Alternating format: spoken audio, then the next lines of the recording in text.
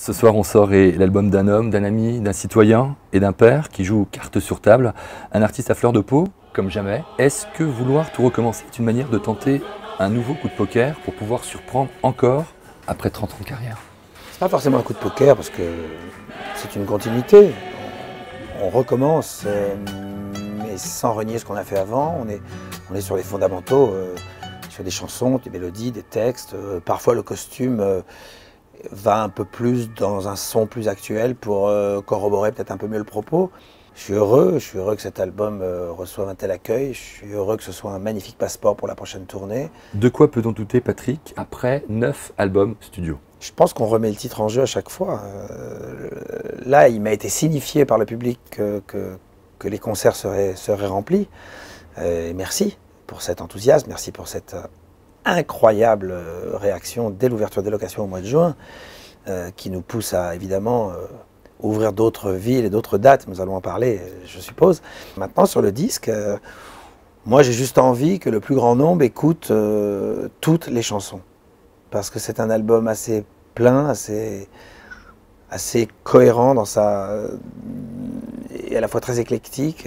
Ça me ferait évidemment de la peine que les gens n'écoutent que les 2-3 chansons qui passent à la radio et passent à côté du fond de l'album. Parce que c'est un album qui a beaucoup de fond, enfin je crois.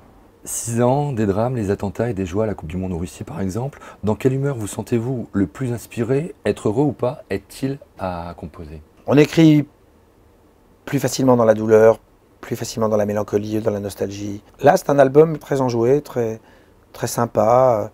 Une chanson comme On se plaît, qu'est-ce qu'on en fait? Une chanson comme Stand Up. Puis il y a le côté plus mélancolique, que ce soit pour les histoires d'amour, comme L'amour est un fantôme, ou Je suis fait pour elle. Enfin, quoi que Je suis fait pour elle, est une chanson d'amour positive. Ce qui est rare. Il n'est pas tous les jours qu'on sort une chanson d'amour positive. Une vraie déclaration d'amour.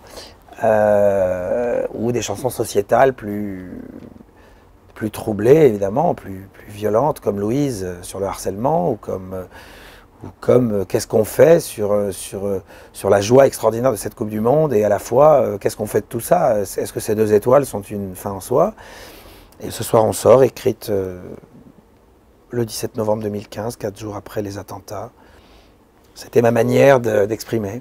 Voilà, c'est venu sur cette musique très belle de Presgurvic, sur laquelle j'ai posé ce texte. Écrit quasiment en temps réel, c'était assez rapide, ouais. En quoi le fait de vivre avec Barbara, d'abord en studio et ensuite en tournée, a-t-il influencé la sensibilité de cet album? Ouais, il y aura sûrement un avant et un après Barbara pour moi. Cet album m'a emmené bien plus loin que je n'imaginais. Je me suis beaucoup livré à travers cet album et beaucoup livré à travers les concerts qu'on a donnés à la suite de cette aventure avec Barbara.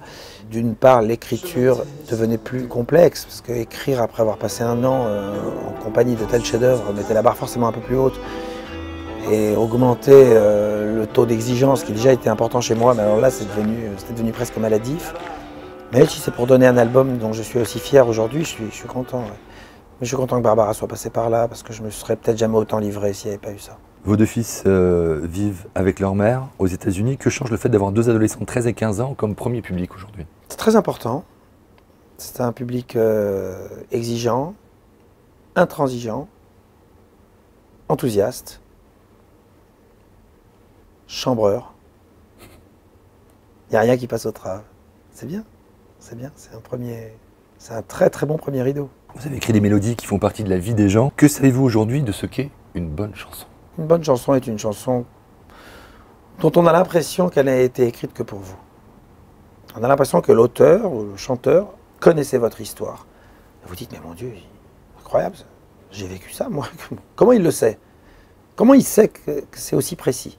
Alors que lui, il a parlé de quelque chose qui était très précis pour lui, qui était quelque chose d'extrêmement personnel. Et ce truc très personnel devient universel. Qu'est-ce qu'on peut savoir de la tournée? Ça va être de très belles retrouvailles. Un vrai show, avec de belles surprises, et à la fois beaucoup de proximité. Les espaces sont assez grands, en l'occurrence Amneville, et donc Nancy, puisque nous sommes là pour vous annoncer aussi que, à la demande générale, et vraiment c'est pas une expression, parce que depuis le jour où Amneville a été plein, c'est-à-dire donc 5 jours après son ouverture, les gens me demandent ou une nouvelle date à Amneville ou Nancy. Et on attendait un peu pour être sûr. Et voilà, nous serons à Nancy le 22 juin. Il se passera quoi?